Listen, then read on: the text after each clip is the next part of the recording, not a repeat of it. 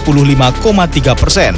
Unggul dari pasangan Anies Baswedan Ridwan Kamil dengan elektabilitas 32,6%. Sementara simulasi 3 pasangan survei politikal statistik pada Februari 2023, pasangan Prabowo Ganjar unggul dengan elektabilitas 44,3%. Sedangkan Anies Baswedan Agus Harimurti Yudhoyono 27,9% dan Erlangga Hartarto Erick Thohir 25,2%. Direktur Eksekutif Indikator Politik Indonesia, Burhanuddin Muhtadi berpandangan jika perhitungan utama berbasis elektoral, maka Prabowo harus mengalah sebagai cawapres karena Ganjar secara elektabilitas lebih tinggi ketimbang Prabowo. Namun tampaknya Gerindra emoh bila Prabowo jadi cawapres pada Pilpres 2024 mendatang.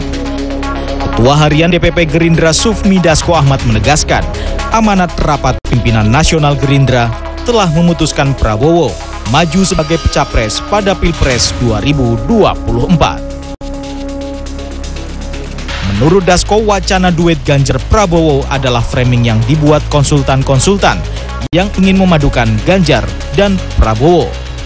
Tim Liputan CNN Indonesia.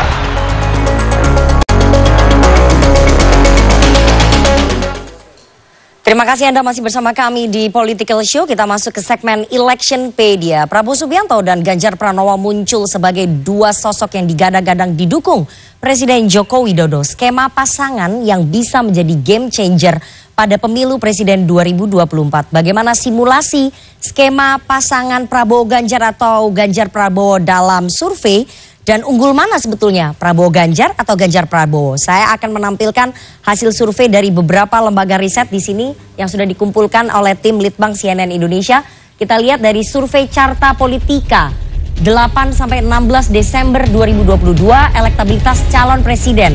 Yang pertama tetap Ganjar Pranowo 31,7%, kemudian Anies Baswedan 23,9%, ada Prabowo Subianto 23%, Ridwan Kamil 5,8%, Agus Harimurti Yudhoyono 2,3%. Pada bulan Desember Ganjar tetap berada di angka teratas, kemudian Anies dan juga Prabowo. Apakah selanjutnya di survei bulan berikutnya ada perubahan? Kita lihat lembaga riset selanjutnya.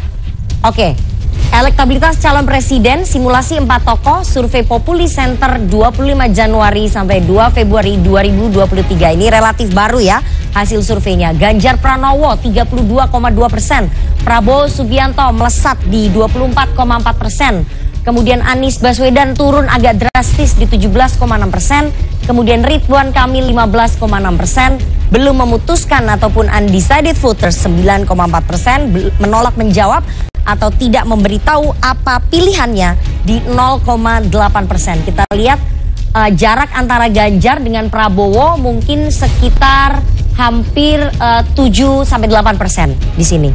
Bagaimana di survei berikutnya? Kita lihat. Oke, kita lihat ini simulasi yang sudah dibuat oleh beberapa lembaga riset.